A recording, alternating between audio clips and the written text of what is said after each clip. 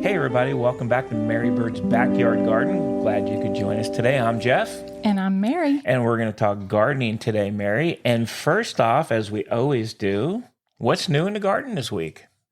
It's springtime in Central Texas, and we are off to a great start. I know. I noticed everything's starting to bloom. It is. We had hyacinths that came up from last year, and they were pink and they were blue. Lovely, lovely. And our little grape muscari has been popping up all The old over. muscari, I like the that. old muscari. It's also a form of a hyacinth, I believe. And what else is blooming? It looks like everything's starting to bloom. I think you've done some good prep work out there. Everything looks like we're ready for spring. So Our I'm excited. redbud trees are coming out. Is it And the roses? Our weeping redbud has Weeper. lasted through the winter. I'm very happy about that. Nice. And that should be a beautiful show this year. That's good. And we put our bird feeders out. We did. We got the birds returning, Yes. which is very nice. We've We've got some had cardinals. Cardinals and mockingbird Yeah. and some smaller birds that are probably like a barn swallow. Nice. Yeah. Nice. Yeah, I seen the dogs like them too. They like to bark at them. So that's always fun. I'm not sure if the neighbors appreciate that or not. They're good with it. Their dogs bark too, so I think we're fine. Oh, but yeah, gosh. it looks like the garden's ready for spring. That's nice. I can't wait for it to get a little more activity out there. And I can't wait till we can actually water. I think they'll really start springing up once we can get our water turned back on. I did do a little bit of the testing like we talked about last week, and we have not been able to water for Like 3 weeks, 3, 4 weeks. or 4 yeah. weeks, Yeah. since February the 12th, I believe. Yeah, it's been a while. And as I was pulling weeds and so forth, I did notice that our soil is not as damp as a wrung out sponge, but it is moist when Oh. you go down 5 or 6 inches. Wow. That is thrilling. I'm very excited about that. It is. One thing they'll notice, though, I know we can't water, but you've been trying to capture some of our water here at the house. We'll kind of capture some before we jump in a shower. We'll capture it, and any of our wastewater, I guess. Like if you rinse vegetables, like if you rinse your rice, Yeah. or if you have leftover coffee. I've been using leftover soda Yeah. and anything like that. I think it's helped. It's definitely helped to be out and put a little bit of something on there, even though we can't officially water from the outside. Only in tiny little places, because of course that's not going to go very far. But Right. but so far so good. Good job. Yeah. Good job. Can't wait to see how the garden progresses here as we move in further into spring. Me too. Well, good. So I know we've got a few items today. First item, I think you're going to talk a little about upcycling items for the garden. Talk a little bit about that. Well, you and I are avid garage sale people We and are. estate sale people. We are. And sometimes we run across old watering cans. And recently we ran across a galvanized steel watering can that was nice and old, but it's not useful anymore.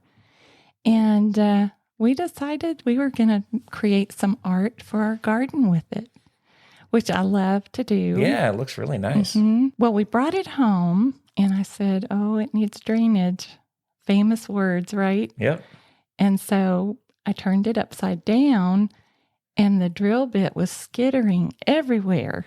So I was stumped. It took a little infrastructure. The infrastructure guy had had to to be get called in. in. He got called in, and I was able to drill. So we drilled about, 6 to 8 holes, I think, on the bottom. How big were the They're holes? about quarter do you inch, think? about quarter of an inch inch. holes. Yeah. The one thing you do, you got to make sure you got the right bit. You got to have a metal bit. A you metal can't- bit. Okay. Yeah, you can't use one for. So the bits are different. Interesting. Okay. So if you use a bit for wood, obviously it's going to have a tough time going through metal. So you gotta make sure you have the right bit on there. But once we did that, we turned it over, and I think we were able to easily get it through. And our bucket is for ornamental use only because it was showing some signs of rust. Yeah. And so that probably helped us to get through the bottom of the metal a little bit. But I it think was pretty strong. It would have gone through. I mean, you really just got to make sure you have the right bit. To be, we could have gone through whatever, but you look at make sure the bit's for metal or wood or concrete or whatever you're trying to go through. So we did get through there. I think we put, I don't know, 6 to 8 holes on the bottom for you. And turned it over to the artiste there, and you did your magic. This year I planted some of my favorites in the top. Johnny Jump Up. The old Johnner. The old Johnny Jump Up. Johnny Jumps. They look like a very small pansy, and they're just beautiful. They're bright yellow with a dark purple couple of petals on top. Yeah. It looks really nice out in the garden. Cute. It looks really cool out there. Yeah. And it's actually, it's blooming, so it looks really nice. Nice. Pansies here in our area go through the winter very nicely, and then they have a beautiful flush in the springtime. Nice. I know we have some other items that we're planning to do the same thing with. We've got some old metal toolboxes. Oh, we do. Yes, I'm very excited about those. We're going to work on those, I think. Do you remember what we were going to put in them? I have no idea. You have no idea. I think we were going to try to do a succulent arrangement with, maybe we'll talk about that in a future edition. Yeah, we should. We'll bring that back to you guys once we get working on those. We do have them here in place, but we haven't actually done anything with them yet. Mm-hmm. We are trying to find the best spot for them to grow. Absolutely. Well, very cool. And like you said, we do go to a lot of estate and garage sales. We try to find stuff like that. So I'm sure we'll be adding things to the collection as we go, and we'll update you guys here on what we find and how we use them. So that'll Recently, be cool. one of our good finds, two of our good finds have been the old-fashioned coal scuttles, sort of a copper type look to them. Yes. So we're going to try those out, I think. Yeah, if you guys get a chance, I would highly recommend trying to hit some garage sales or estate sales. You can get some of this stuff really cheap. And if you start comparing what you're paying for in the store for some of these things, it's very good. Very good, much discounted. So it's kind of fun to do. Kind of search around. It's like a little bit of a hunt, but we like it. Well, cool. So I'm going to switch gears on you here, and we're going to talk a little bit about roses, I believe, or one particular rose. One beautiful rose. And what might the name of this rose be? Okay. So this is a very special rose. And back in 2005, I believe August of 2005, there was a terrible hurricane that came through the Gulf states. And Louisiana was hit so hard. And there was a lady, her name was Peggy Martin, and she lived in a parish southeast of New Orleans. And the storm surge covered her property with 20 feet of salt water. Wow. And so many people lost their homes, and she lost her garden, really. And it took about 2 or 3 weeks before she could get back into her home. And there were 2 plants that survived. One was called a clivia, which is a bulb. And the other one was this rose, the Peggy Martin rose. And it is a real favorite for people in the South because it's very easy to care for. It's a climbing rose or a trailing rose. And it has really good disease resistance. So the beauty of this rose is that it has a mass of pink blossoms, and usually in the springtime. You have to let the rose get established for a few years, but then you're going to get a rebloom in the fall, and you may get sporadic blooms thereafter. Usually our roses bloom all the way into December. Right, yeah, they do. Yeah. So this rose can get anywhere from 6 to 15 feet in height and width, and it's a very strong rose. So if you're going to grow it across a structure, which we are, I'm very excited about that. We have an arch that we purchased to grow this rose across the top of. Oh, that's what we're going to put on the arch. That's what we're going to put on the arch. Okay. And it's a very strong rose, so you want to make sure the support is nice and heavy duty. And it will grow along a fence. It'll grow across a garage if you let it. But I'm super excited about this rose. I found my information about it from the Texas AgriLife Learning website and also from the Louisiana State University Ag Center. Oh, very interesting. I had no idea where the genesis of that rose was. So that's pretty cool. Well, they did search and see if they could find what the species was, but they weren't able to come up with a definitive name for it. So that's how it got the gardener's name of Peggy Martin. Wow. And some people also called it Hurricane Katrina rose. Huh. That's pretty cool. It's hardy up to zone 4, and you fertilize it with a complete fertilizer in spring. We like to go organic. And so you can prune it for shape or to remove the dead canes.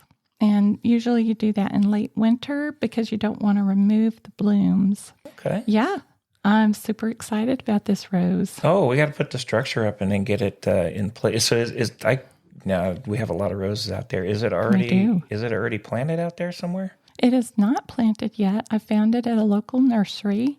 It's beginning to be more prevalent in the market, and I ran across it in one of our local nurseries. Okay.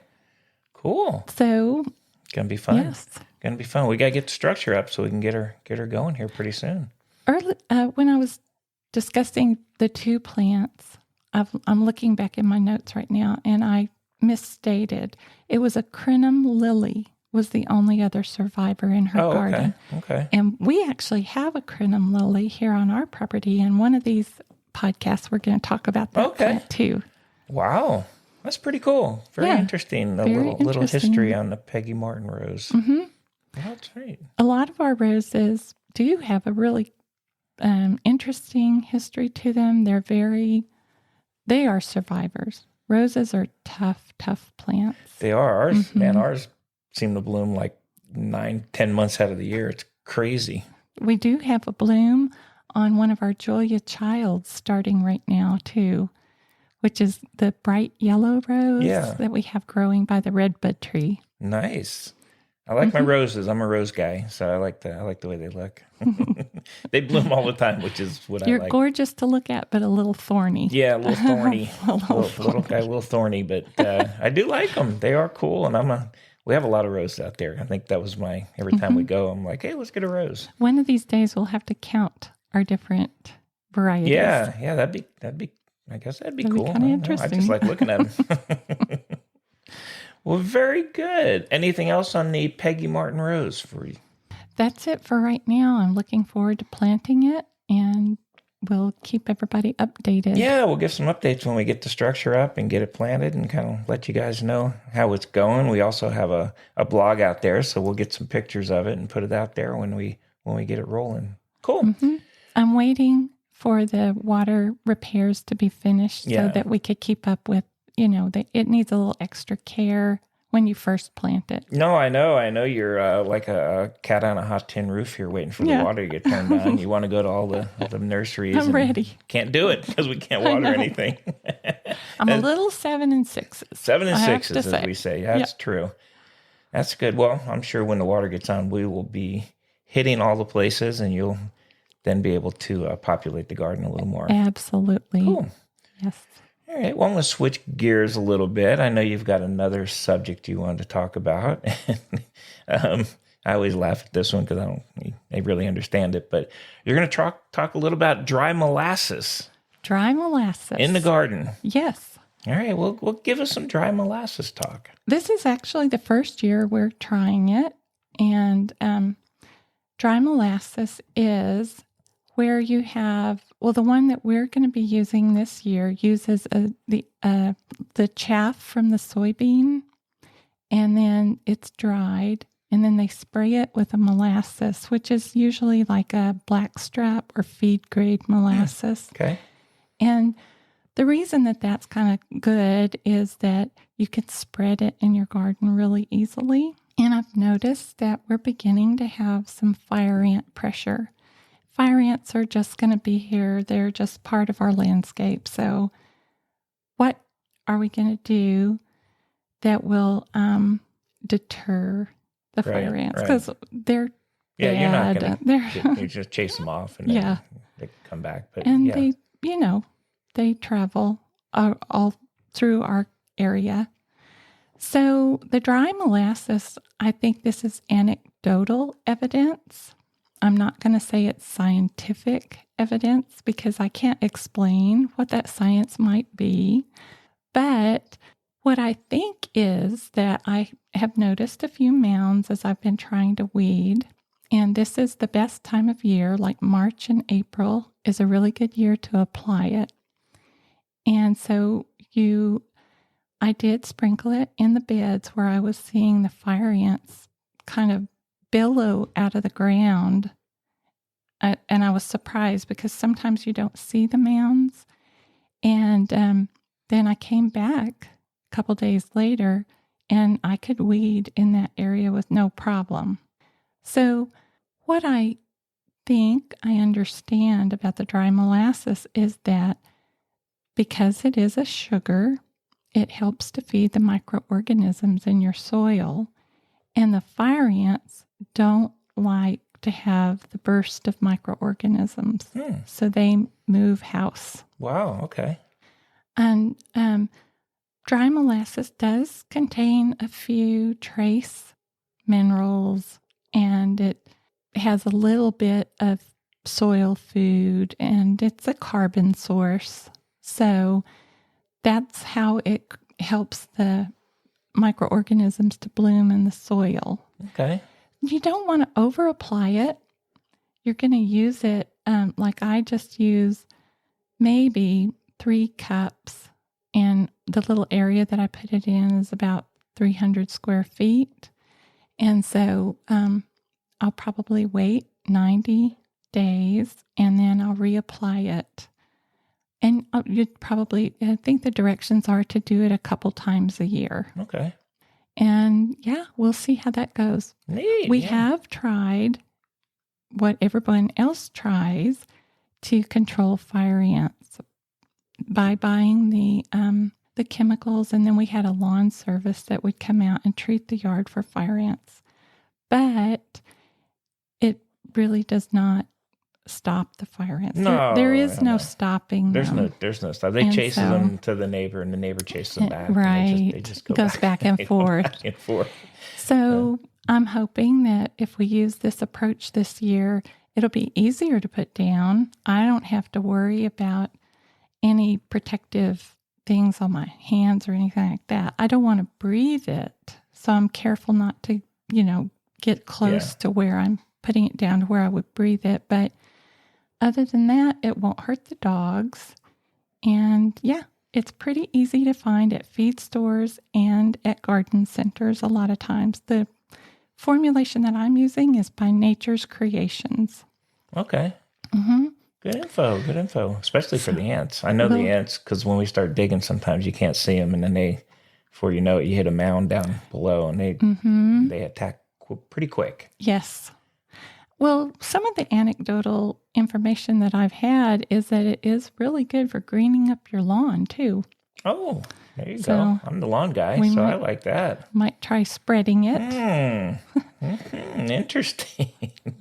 If I look here on the label, if I can find it really quick, you can use like 10 pounds per 1,000 square feet. Okay. And so your bag that you buy, that I bought, was 40 pounds. So that should do an average size lot. Yeah. Well, that might be worth giving it a shot because I do like to make our nice lawn green. I like watching the green lawn. I'm like I said, I'm the lawn guy. You are. You're the garden lady. So that's cool. All right. We'll have to give that a shot. We'll look into that a little bit further and let you guys know if we end up putting it on the lawn, how that works. Yeah. Let's keep everybody up to date if this is a good approach. Very good. Very good. All right. One other thing I was going to talk about, I know that you and I have talked about maybe putting some pavers in the lawn, our little walkway. We have 2 puppies that in the backyard that run around the yard. They do. And we run around the yard. And we're running around the yard, and we have wheelbarrows and stuff going back and forth. So we are looking at maybe putting some pavers, putting them in a nice design. something Yes. that'll look nice. Putting in a traffic pattern so we're not just so we're stomping on the not grass stomping. all And the we time. generally stomp in the same spots. We have our own little path, so if we can Yes. put them there, that'd be kind of nice. But that's another thing we can maybe talk about as we look at that option. And if we do that, we'll let you guys know how that goes, and we'll put some pics out on the blog for you guys too to take a look at. And when we first started our garden, I said I would like to have a rock surround that shows where the garden beds are. And my husband and one of our sons went to a local landscaping supply, and I think you brought home 4,000 pounds. Oh, it was a tremendous amount. Edging rock. Oh my gosh, it was too full. Pickup bed full, and they had to load it with a forklift, and we had to unload it manually. Not with a forklift. No, it was very heavy. But we got it in. We did, and that was 2020. Maybe somewhere around there. 2020, and it's been gorgeous. Yeah, no, it's really liked it. Good, but that was a tremendous way. Getting the garden to where it is today, that it's been a lot of manual labor, but it's been nice. It's paid off, so I like it. DIY. That's what we're the DIYers. We try to do the best we can, and when we find one thing we do, I will say that I do like we put stuff in, but if we look at it for a while and we say no, that doesn't work, we don't live with it. We do change it and pull it out, and we do the work 2 or 3 times. I think that is part of a garden. That's part of having a garden. But it's kind of nice that we don't just stick with it and kind of live with it. If it's not something that didn't turn out the way we thought, we definitely change it and go a different direction. One of the things that's a hardscape that I would like to talk about in the future is our weather vane. Yes. We'll have to talk about our cool weather vane that we have. That would be a fun one to talk about. My husband is the infrastructure man, but part of that is he is the art installation man. So I look to him for good art advice in the garden. Yeah, and we're going to art it up this year. Now that I agree. I think we have our area defined where the garden is over there now. Yeah. We've got a new area. So we'll art that up a little bit and let you guys know how we do that. And good. Like I said, get some pictures and put it on the blog and such. So cool. All right. So lots of good information. We had the Peggy Martin, a little dry molasses. We upcycled some things. And so what do you think next week? What are we going to talk about next week? I think I'd like to try topiary. Topiary. Okay. I have some containers by the front door that I'd like to put in some large topiary to help shield the sun off of our front door. Okay. Well, that would be good because we get some brutal sun on the front door. And it's morning sun. It is morning sun. It's morning sun that is causing such a harsh environment on the front porch. Yeah, the sun's rough here in Texas. I'm going to let you guys know. And it's going to get worse here as the summer comes. So, well, cool. I look forward to that and see what you come up with for the topiary. And topiary, our first experience. We're going to give it a try. Okay. Very good. Anything else you got on the agenda? I believe I have discussed Got everything? You got everything? Yes. All right. Well, good info. All said and all done. All said, all done. Very good info, Mary. So, hey, we really appreciate you guys joining us on this DIY journey with us. And we'll go ahead and continue to give you some information on things we're doing. Hope it helps you guys out a little bit and gives you some ideas of your own. And we'll get some pictures out on the blog. It's MaryBirdGarden.com if you guys want to go take a look at any of those things. And we'll join you here next week. This is Jeff. And Mary. And we'll see you next week at MaryBird's Backyard Garden. 2 birds in a garden. 2 birds in a garden. All right. Bye. Bye.